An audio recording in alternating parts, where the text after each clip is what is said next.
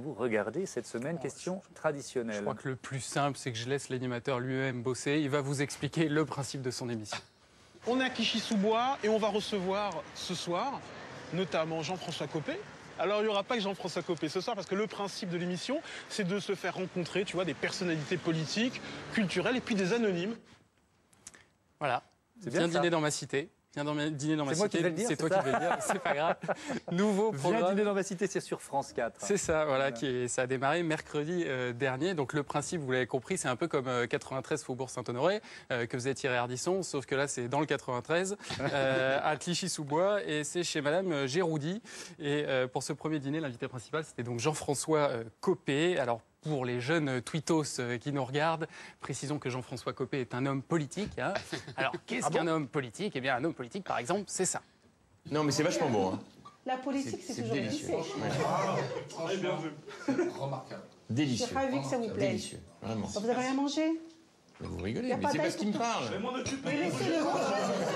Madame, c'est parce qu'il me parle sans arrêt. C'est toujours la faute des...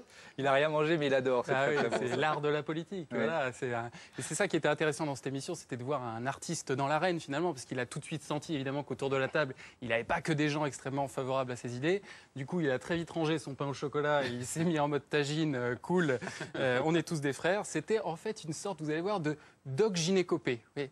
Joli. La plupart du temps, les tensions, elles arrivent du fait de l'ignorance. Le grand combat qu'on doit mener, c'est contre l'ignorance.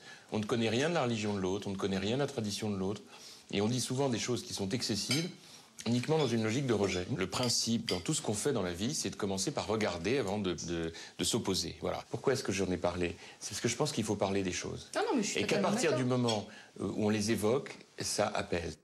Gilles, vous faisiez remarquer qu'il avait...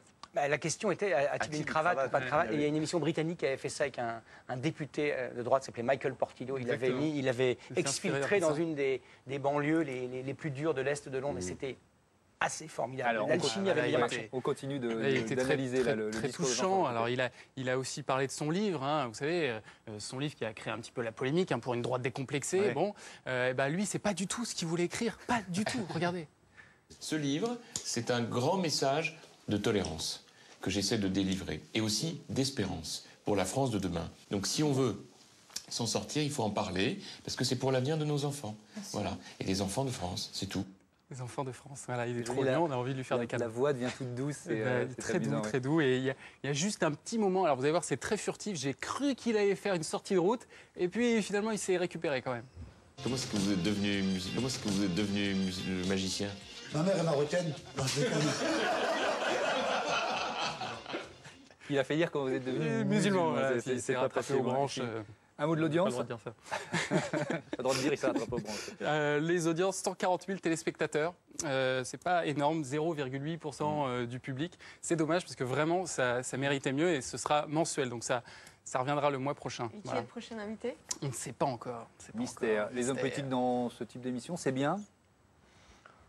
En tant que téléspectateur, ça peut m'amuser et ça peut même, à la marge, m'apprendre des choses. Je veux dire, en Grande-Bretagne, ça avait été révélateur, les différences de niveau de langage. Ouais. Un énarque qui a du mal à parler le langage de tous les jours, un homme de la droite britannique plongé dans la banlieue. Il était obligé de garder les enfants à la sortie des cours. Enfin, c'était très, très drôle, mais pas que drôle.